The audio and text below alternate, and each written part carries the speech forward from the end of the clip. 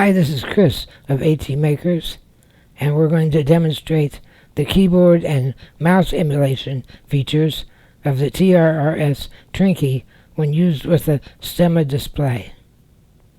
When used with an OLED display connected via stemma cable. In the lower left corner, we've got a close-up of the screen of the OLED display. As you can see, it's showing our simulated keyboard. We have 3 AT switches connected to the device: a right button, a left button, and a select button. Here we're pushing the right button, and as you can see, the cursor moves right. If we push the left button, the cursor moves left. If we push the right button and the select button together, the cursor moves down. If we push the left button and the select button together, the cursor moves up. And as you can see, it wraps around. Now we're going to type a test message on the notepad that you see displayed on the screen. We hit select and it will type the letter T. Go over to the E and hit select, types E, go down and left, hit S, and select, hit the T again, and there's our test message. Now we've been navigating up and down by pressing 2 keys together, select and right for down and select and left for up. But some users might not be able to push 2 buttons at once. So if we go to the far right edge of the screen, the cursor turns into a down arrow. Now if we hit select, the cursor will move down to the next row and wrap around. If we hit right again, the cursor will turn into an up arrow. And now if we hit select, the cursor will go up between rows and wrap around. If you hit the right arrow again, the cursor wraps around to the beginning of the screen. On the 4th row of the keyboard, we have the letters S, C, A, and G. That stands for Shift, Control, Alt, and GUI. We're going to select S for Shift, and now you'll notice it redraws the screen with everything in uppercase. We also have an indicator in the upper right corner to remind us that we're in Shift mode. Now we'll type another test message. The underscore symbol at the end of the 3rd row is the space bar. There we type the space, and now we're going to type test. T, E, over to the S, and then back up, and over to the T. Oops, went the wrong way. Test. Now note that that shift key is a toggle. It stays shifted until we click it again to unshift it. Similarly, we have Control, Alt, and then G stands for the GUI key, which on Windows is the Windows key, and on a Mac is the Command key.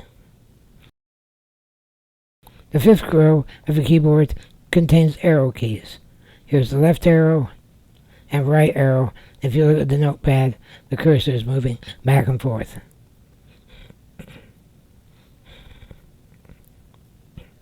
This small letter G is for the GUI key, but it's not a toggle. It's a single click. So there we hit G and the start menu pops up.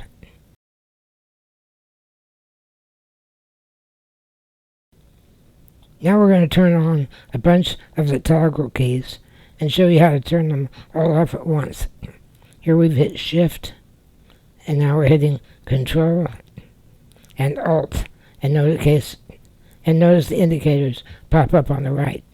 Now if we go down here to that 0, right there, that 0 unchecks all existing toggles. So that's a way to reset back to normal mode. That's an escape key, and that's a print screen key, even though it's hard to see. And of course, across the bottom, we have F1 through F12 available to you. Now there are 3 screens that you can use to control this, and they're designated by K for keyboard, M for mouse, and A for arrows.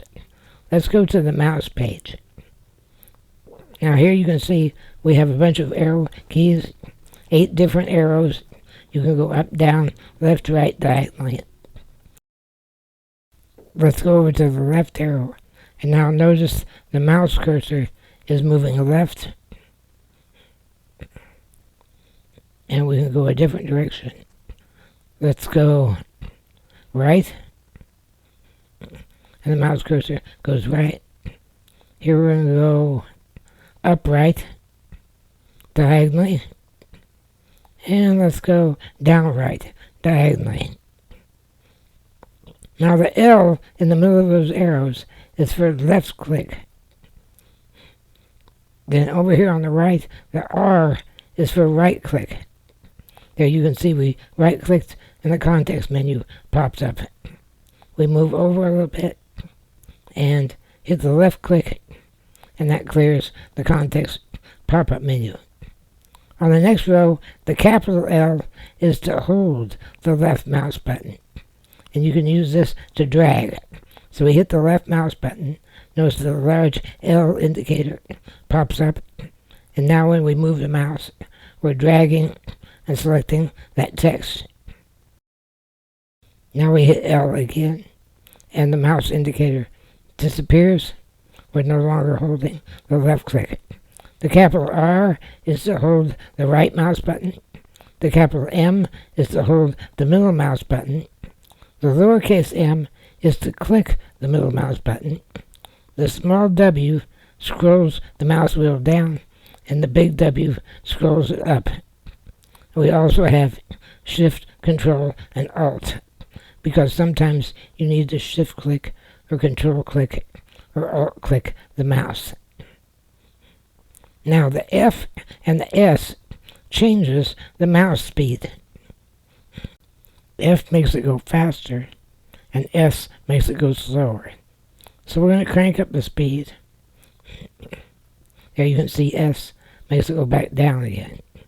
The default speed is 10. We're going to crank it way up to about 20. And now when we move the mouse, you'll see that it moves much faster. That number is the number of pixels it moves per click. So every time you click a mouse arrow, it goes that many pixels. Now if you want to fine control, we'll take it down, slow it way down. We take the mouse speed way down to, let's go down to about 4.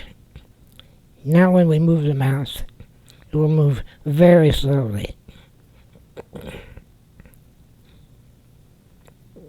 Here we're going up to the left very slowly. Now you may recall on the other screen the 0 cleared any toggles. So we'll hit the left click and hold it down. Now if we go over here to 0, it will clear that out. So if we had a bunch of shifts and control and alt and clicks toggled on, that 0 would erase them all. Now let's go to the third screen. This is the arrow screen. Now we have the arrows on the keyboard screen, but here's another screen with just arrows. There's home, up arrow, page up, left arrow, the enter key, right arrow, the end key, the down arrow, the page down, and a space bar. Now on this second row, we have some special symbols here. That Z is not just a Z. It's a Control Z, which is undo. So we hit Control Z. It automatically does Control for you. There we undid all the text that we typed. Control Y is redo. We'll click that, and the text will reappear. There it is. Then we have Control X for cut. Control C for copy. Control V for paste. We also have an escape, a backspace, an insert, a delete, and then that final T is a tab key. On the bottom row, we have the usual toggle keys, Shift, Control, Alt, GUI, and a 0 to clear them. Now this T on the bottom row is a special T. It's Alt-Tab. If you click it, it goes Alt-Tab, and it toggles back and forth between two windows. And then those last two are a Windows left arrow key and a Windows right arrow key.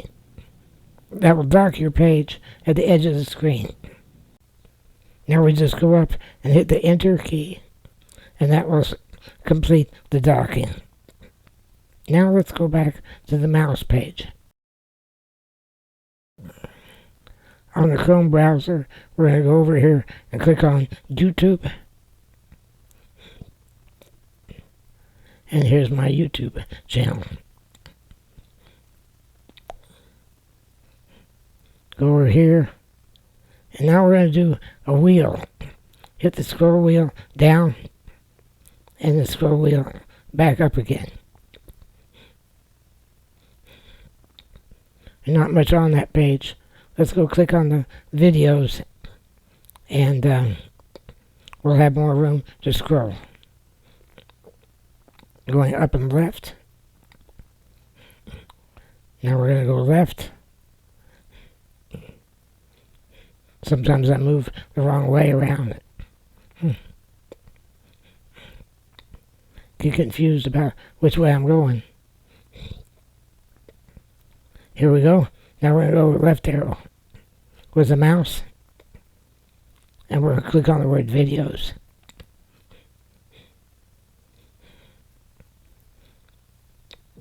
Now we're going to scroll. And you can see that it scrolls a page at a time. Scrolling down, down, and scrolling back up. That's the scroll wheel on the mouse. And that concludes our demonstration. As you can see, anything that you can do with an ordinary mouse and keyboard can be done with this device by just pressing one of 3 AT switches and navigating these menus. Check out the learning guide for more information. Links are in the description.